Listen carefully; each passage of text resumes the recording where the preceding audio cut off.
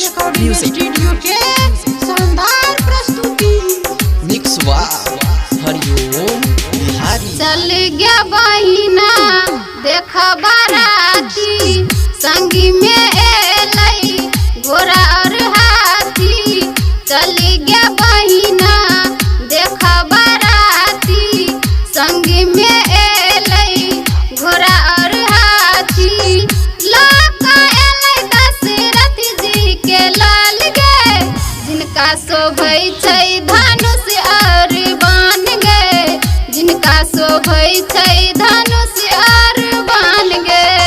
चलना गे साथी देख बाराती संगी में एलै घोड़ा और हाथी।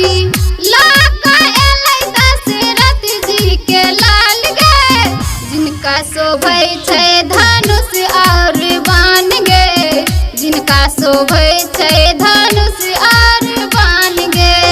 चल गया बहिना देख बाराती देख बाराती देख बाराती।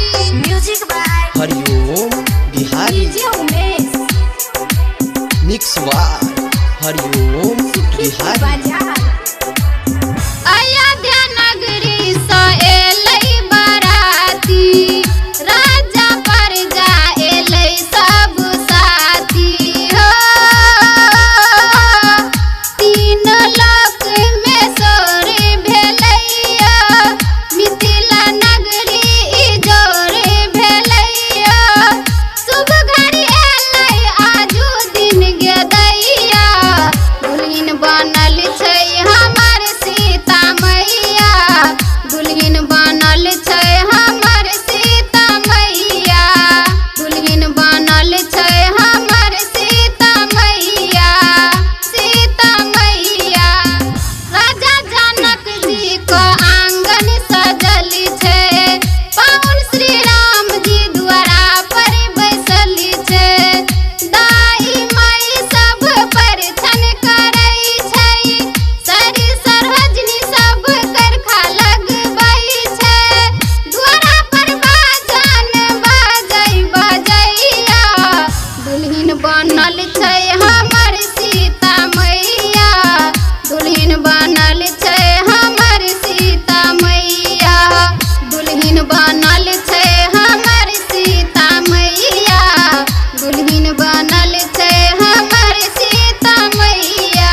Music by DJ Umesh mix वा हरिओम बिहारी।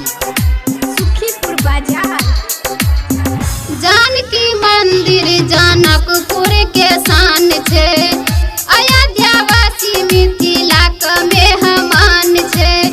साधु संत के भीड़ लगल छै विवाह पंचमी के मेला लगल छै।